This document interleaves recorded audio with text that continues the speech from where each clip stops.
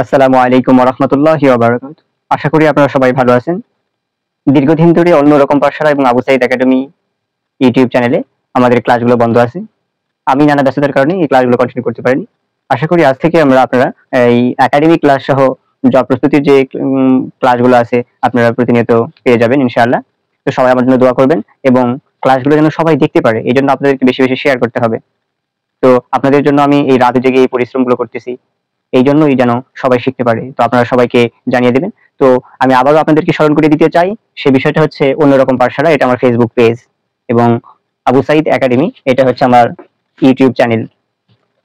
তো আজকে আমরা যেটা শিখবো সেটা হচ্ছে বাগধারা।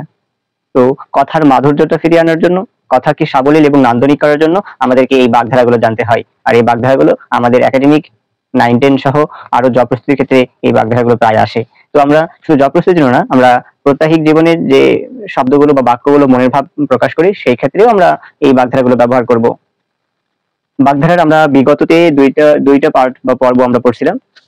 আমরা জাস্ট আমি সেই শিরোনামগুলো কোন বাগধারাগুলো পড়েছিলাম সেগুলো শিরোনামগুলো বলতেছি। আপনারা যদি সেগুলো দেখতে চান অবশ্যই আবু সাঈদ একাডেমি ইউটিউব চ্যানেলে গিয়ে সেইগুলো আপনারা সিরিয়ালি দেখতে পারবেন এবং অবশ্যই আপনাদের এইগুলো শিখতে হবে।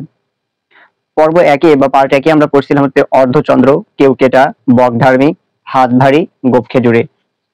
পরে পর্ব 2-এ আমরা শিখছিলাম তামার বিষ, ঢাকের বায়া, একাদশে বৃহস্পতি, সুখের পায়রা, দুধের মাছি, বসন্তের কোকিল, তিনটার একই অর্থ এবং দা কুমড়া, অহিনুকুল, আদায় কাজকলাই। এইগুলোর বাগধারার অর্থ সম্পর্কে আমরা জেনেছিলাম। আপনারা এখন পর্যন্ত জানেন না যারা, তারা অবশ্যই আমার আবু সাঈদ একাডেমি ইউটিউব চ্যানেলে গিয়ে প্লেলিস্টে দেখতে পারেন। আজকে আমরা যেটা শিখবো সেটা হচ্ছে পার্ট 3 বা পর্ব 3, সেটা হচ্ছে বাগধারা। একটা হচ্ছে ভূষণ্ডির কাক, দীর্ঘায়ু ব্যক্তি। সে হচ্ছে ভূষণ্ডির কাক, সে কখনো কি করবে না, মরবে না। তাহলে দীর্ঘায়ু ব্যক্তি যে অনেকদিন বেঁচে থাকে, তাহলে ভূষণ্ডির কাক। তারপরে আমাদের হচ্ছে আদিক্ষেতা।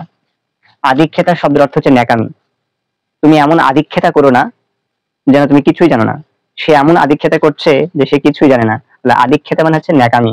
তাহলে ভূষণ্ডির কাক গেল, আদিক্ষেতা গেল, ন্যাকামি। এবার হচ্ছে তালপাতার সেপাই।